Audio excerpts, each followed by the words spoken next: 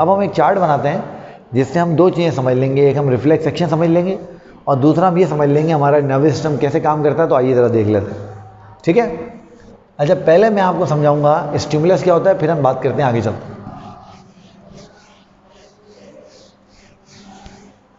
देखिए, ध्यान से देखिए, जब भी आप और मैं बात करते हैं स्टिमुलस की, stimulus, now stimulus is change in environment. Environment में किसी भी किस्म का चेंज आना, और याद रहे इन्वायरमेंट हम बात कर चुके हैं होम्योस्टेसिस में, एक एक्सटर्नल इन्वायरमेंट होती है और एक इंटरनल इन्वायरमेंट होती है। जैसे मैंने आपको समझाया था कि थर्मो रेगुलेशन में आप एक्सटर्नल इन्वायरमेंट में चेंजेस को फील करके अपने आप को मॉडिफाई करते हैं। सर्दी होती है गर्म कपड़े पहन लेते हैं, गर्मी होती है गर्म कपड़े उतार देते हैं, ऐसे ही हो रहा है।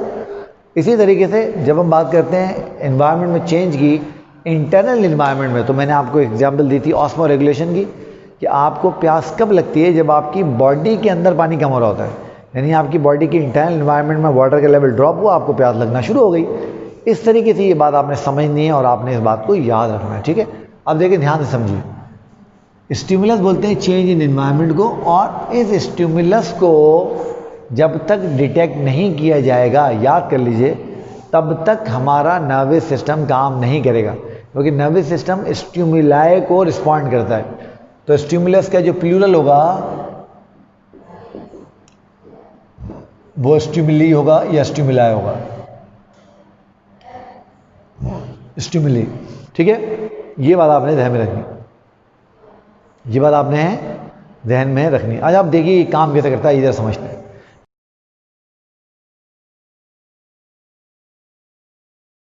लेट सपोज ये आपकी और मेरी स्किन का कोई ऑब्जेक्ट है, ये आपकी और मेरी स्किन का कोई पार्ट है, ये आपकी और मेरी स्किन है। चलिए मैं थोड़ा सा इसको बड़ा कर लेता हूँ ताकि आपको वाज़ेह नज़र आए कि मैं क्या बात कर रहा हूँ आपसे। लेट सपोज ये आपकी और मेरी स्किन का कोई भी पार्ट है, से फॉर एग्जाम्पल ये हमारे हाथों की स्किन है, ठीक है। अब हुआ ये कि हम घर में गए और हम बाहर से खेल के आए थे और बड़ी भूख लग रही थी, और हम घर में गए और हमने देखा कि किचन में एक प्लेट के अंदर गर्मा गर्म बिरयानी जो है वो मौजूद है और चम्मच भी साथ लगाओ, ठीक है। भूख लग रही थी बहुत टाइट, आप घर में, आपने कहा भाई वाह आज तो अम्मी ने बिरयानी बनाई है, और आप गए और आपने वो प्लेट को जाके पकड़ा, उठाया खाने के लिए। जैसे आपने वो प्लेट पकड़ी, पीछे से अम्मी की आवाज़ आई, प्लेट ना उठाना, अभी चूल्हे से उतारिए गरम।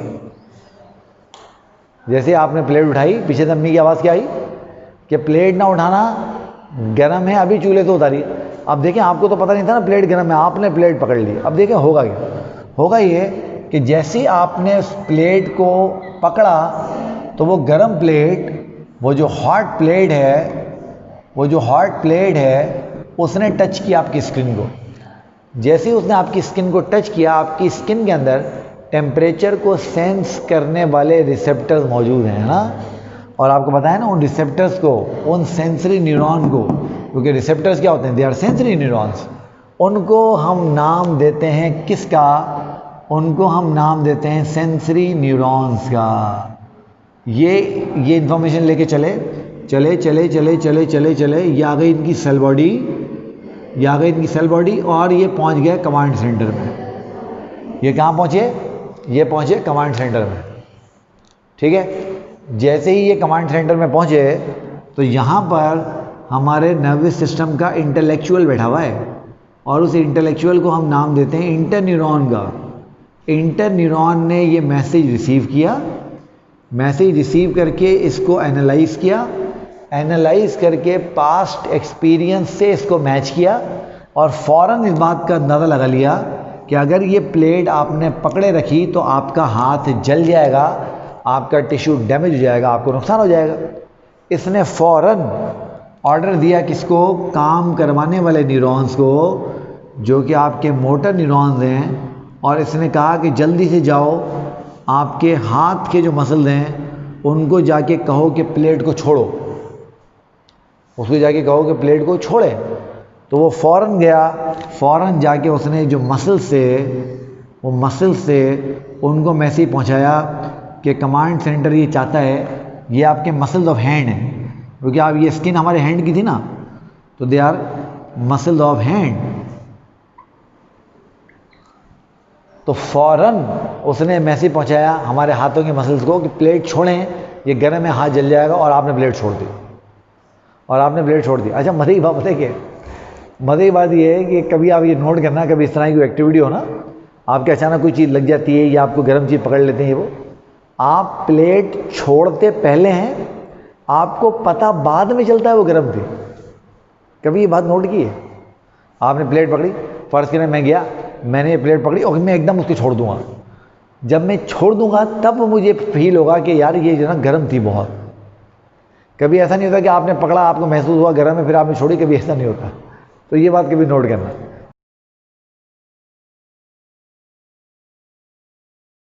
अच्छा अब देखो यहां पर हमारे पास ये तो हमारा कमांड सेंटर हो गया, ये तो हमारा कमांड सेंटर है, और ये दो बड़े डिस्टिंक्ट पाथवे आपको नजर आ रहे हैं। पहला पाथवे वो है जो सेंसरी न्यूरॉन ने बनाया, जो स्टिमुलस को पहुंचा रहा है कहां तक, कमांड सेंटर तक। बेटा इसको कहते हैं एफरेंट। आपको याद है ना, मैंने आपको नर्वस सिस्टम में और सॉरी नेफ्रॉन में बताया था एफरेंट का मतलब आने वाला।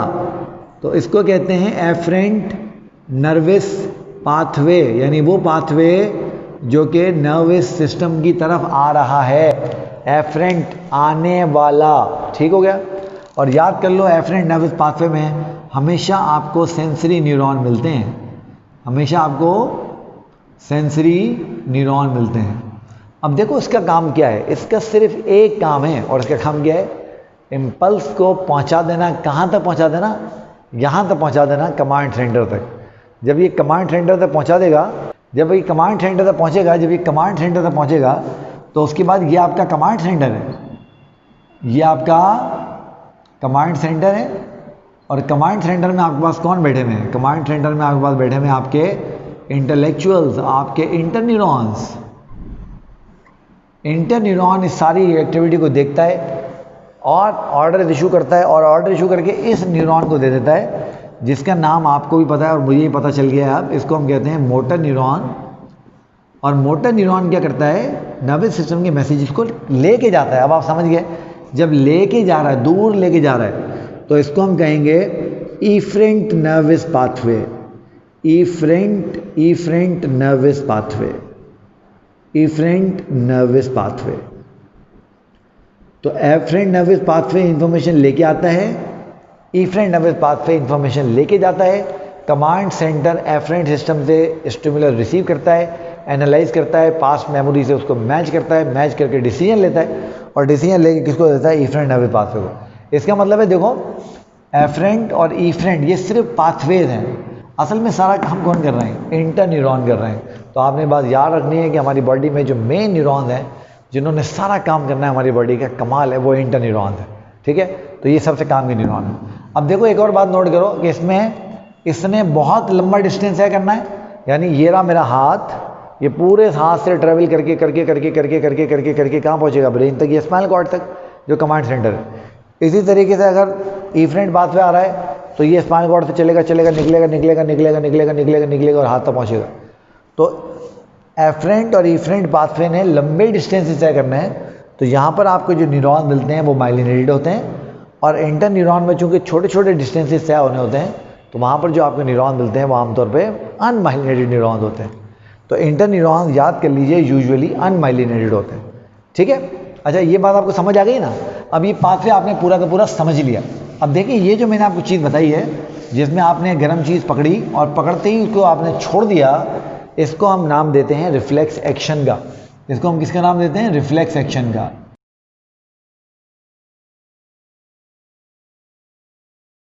तो ये मैंने आपको नर्वस सिस्टम कैसे काम करता है उसके साथ साथ रिफ्लेक्स एक्शन की भी एग्जाम्पल समझा दी, वो क्या होता है। तो रिफ्लेक्स एक्शन क्या है, दे आर सडन, एकदम होते हैं, इनवॉलेंटरी, आपके कंट्रोल में नहीं होते, एंड ऑटोमेटिक, खुद ब खुद हो जाते हैं, automatic responses of the body, responses of the body. तो सडन है, अचानक होंगे, इनवॉलेंटरी, आप उसको कंट्रोल नहीं कर सकते, और ऑटोमेटिक खुद ब खुद हो जाते हैं, हमें चलाने नहीं पड़ते। रिस्पॉन्स देते हैं हमारी बॉडी के। और ये कब होते हैं? They are usually protective in nature. They are usually protective in nature. बहुत सारी चीज़ें हम जो है वो इसकी मदद से अल्लाह ताला हमें बचा लेता है। जैसे आपने देखा है ना, अगर कभी आपकी आंख में कुछ जाए फ़ौरन आपकी आंख जो है वो बंद होती है। क्यों बंद होती है? क्योंकि ये जो हमारी आईलिड्स हैं, ये जो हमारी पलकें हैं, ये शटर का काम करती हैं आंखों के लिए। और जैसे आप आंखें बंद करते हैं तो जो चीज़ अगर कोई थोड़ी बहुत अंदर चली गई तो चली गई, बाकी चीज़ अंदर जाने से बच जाती है। आंधी में आप देखते हैं, आप ऐसे करके आंख बंद कर लेते हैं और आपको जो है वो मट्टी आंखों में जाने से रुकी जाती है। इसी तरीके से और भी रिफ्लेक्स एक्शन आप पढ़ेंगे तो आपको समझ आएगा कि ये कितने काम की चीज़ है। अच्छा, तो ये they are usually protective in nature, आमतौर पर ये प्रोटेक्टिव इन नेचर होते हैं। अब रिफ्लेक्स एक्शन में आपको पता है इसमें 3 कंपोनेंट होते हैं। एक एफरेंट पाथवे होता है, एक कमांड सेंटर होता है और एक इफरेंट पाथवे होता है, ठीक है ना। अच्छा, अब ये जो पाथवे बन गया रिफ्लेक्स एक्शन का, उसको बोलते हैं रिफ्लेक्स आर्क। तो pathway of reflex action, pathway of reflex action is called reflex arc. इसको रिफ्लेक्स आर्क कहा जाता है। तो ये बात आप याद कर लीजिए, ठीक है। अगर आपको रिफ्लेक्स एक्शन में एक से ज़्यादा साइनेप्स मिले, जैसे आपको यहाँ पर एक साइनेप्स ये मिल रही है, साइनेप्स मैंने आपको बताया ना, जहाँ न्यूरॉन मिलते हैं उस जगह को साइनेप्स कहते हैं। तो एक साइनेप्स ये रही, एक साइनेप्स ये रही। तो अगर आपको एक से ज़्यादा साइनेप्स मिलेंगी तो इसको हम बोलेंगे पॉलीसाइनेप्टिक रिफ्लेक्स। और अगर एक साइनेप्स होगी तो मोनोसाइनेप्टिक रिफ्लेक्स। तो में मोनोसाइनेप्टिक। अब देखो, मोनो का मतलब क्या होता है? मोनो मीन्स 1, साइनेप्स मतलब न्यूरॉन्स के मिलने की जगह। तो मोनोसाइनेप्टिक रिफ्लेक्स, आगे ब्रैकेट में लिख लेते हैं, हैव सिंगल साइनेप्स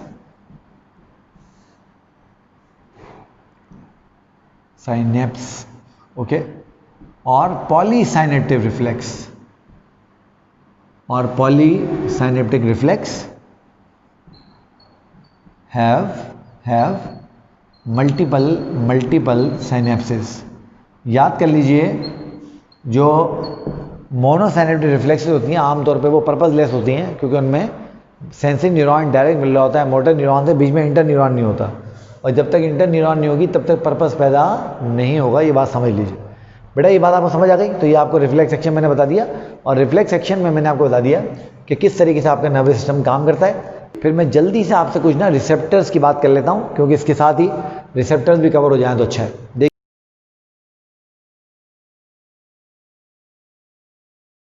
रिसेप्टर नाम से समझ आ रहा है, रिसीव करने वाला, रिसीवर ऑफ इम्पल्स या रिसीवर ऑफ स्टिम्युलस। तो रिसेप्टर्स क्या होते हैं? रिसेप्टर हमारी बॉडी में वो स्पेशल स्ट्रक्चर्स होते हैं जो कि किसी स्टिम्युलस को रिसीव कर रहे होते हैं। तो रिसेप्टर्स क्या हो सकते हैं? They may be cells, modified neurons, और स्मॉल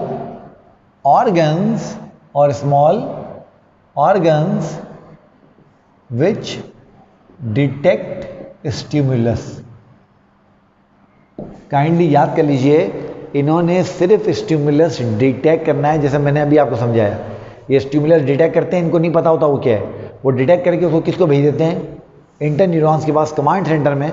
फिर उस पर सारी उसको पहचानना, उसकी एक्टिविटी सारी वहाँ होती है। अब रिसेप्टर्स को क्लासिफाई किया जाता है, they are classified according to stimulus they detect. According to stimulus they detect. तो जिस तरीके से ये स्टिमुलस डिटेक्ट करते हैं उस तरीके से इनको जो है वो क्लासिफाई किया जाता है। मिसाल के तौर पे आपको याद है जब हमने गैसीय एक्सचेंज पढ़ी थी, हमने पढ़ा था कंट्रोल ऑफ ब्रीथिंग। मैंने आपको बताया था एओर्टिक बॉडी और कैरोटिड बॉडी, याद है ना आप लोगों को? वो कार्बन डाइऑक्साइड को, हाइड्रोजन आयन को सेंस कर रहे थे। तो कीमो रिसेप्टर्स जो डिटेक्ट करते हैं केमिकल्स को, ये डिटेक्ट करते हैं केमिकल्स को। जैसे एओर्टिक और कैरोटिड बॉडी मैंने आपको बताई थी, आपकी ज़बान पे कीमो रिसेप्टर लगे हुए हैं। जैसे आप ज़बान पे कोई चीज़ टेस्ट करते हो, आपको जायका महसूस होता है, वो केमिकल्स हैं।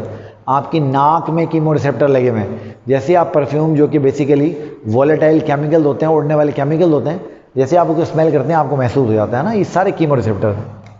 नंबर 2 फोटो रिसेप्टर्स, इनके बारे में तो मेरे ख्याल है बताने की भी आपको ज़रूरत नहीं है। जो लाइट को डिटेक्ट करते हों, जैसे हमारी आंखों में लगे हुए हैं, अभी आपको मैं नज़र आ रहा हूँ, मुझे आप नज़र आ रहे हैं, अगर एकदम अंधेरा घुप हो जाए और हमें कुछ भी नज़र ना आना बंद हो जाए तो क्या ये काम करेंगे? नहीं करेंगे। तो ये क्या करते हैं, ये डिटेक्ट करते हैं लाइट को, ये डिटेक्ट करते हैं लाइट को। उसके बाद number three we have what, we have thermoreceptors. इनकी भी मैंने आपसे बात की, अभी थोड़ी देर पहले तो बात की थी रिफ्लेक्स सेक्शन में, जब आपने गरम गरम प्लेट पकड़ लिया था। इसी तरीके से जब गर्मी होती है आपको महसूस होती है, सर्दी होती है आपको महसूस होती है, तो ये डिटेक्ट करते हैं हीट को, तो दे डिटेक्ट हीट। नंबर 4 आपके पास जो है जनाब वो कौन है शाहबाई बताइए, वो हैं आपके पास शाहबाई मैकेनो रिसेप्टर्स। मैकेनो रिसेप्टर्स जो मैकेनिकल स्टिमुलस को डिटेक्ट करें, मैकेनिकल स्टिमुलस। अच्छा बच्चे ये पूछते हैं कि सर ये मैकेनिकल स्टिमुलस कैसे डिटेक्ट करेंगे? जैसे मैंने मार्कर सब ने मेरे हाथ में पकड़ा हुआ है, इसके प्रेशर मुझे फील हो रहा होगा ना, तभी तो मैंने ये पकड़ा हुआ है। अगर मुझे प्रेशर फील नहीं हो रहा होता तो ये गिर जाता है। इसी तरीके से मैं ज़मीन पर खड़ा हुआ हूँ तो मेरे सोल के ऊपर प्रेशर लग रहा है ना। आप अपने घर में चेयर पे बैठे होंगे तो चेयर के ऊपर आपकी बैक पे, आपकी थाइस के ऊपर प्रेशर लग रहा होगा ना। इसी तरीके से आप देखते हो आपके पास वाइब्रेशन होती है टेलीफोन के अंदर, आपके सेल फोन के अंदर, तो वो जो आपकी ये जो प्रेशर है, टच है, वाइब्रेशन है, इनको फील करने वालों को कहते हैं। फॉर एग्जांपल ये टच हो गया, प्रेशर हो गया, वाइब्रेशन हो गई, pressure, vibration etcetera, vibration etcetera. ठीक है। आखिरी जो है बेटे रिसेप्टर जिनकी हमने बात करनी है वो कहलाते हैं पेन रिसेप्टर्स, या याद कर लो पेन रिसेप्टर्स को नोसिसेप्टर्स भी कहते हैं, नोसिसेप्टर्स। ये डिटेक्ट करते हैं टिश्यू डैमेज को, डिटेक्ट करते हैं टिश्यू डैमेज को। Now sense of tissue damage is called pain, sense of tissue damage is called pain. तो जब भी टिश्यू डैमेज आपको महसूस होगा तो जो चीज़ होगी आप उसको पेन बोलेंगे, दर्द बोलेंगे।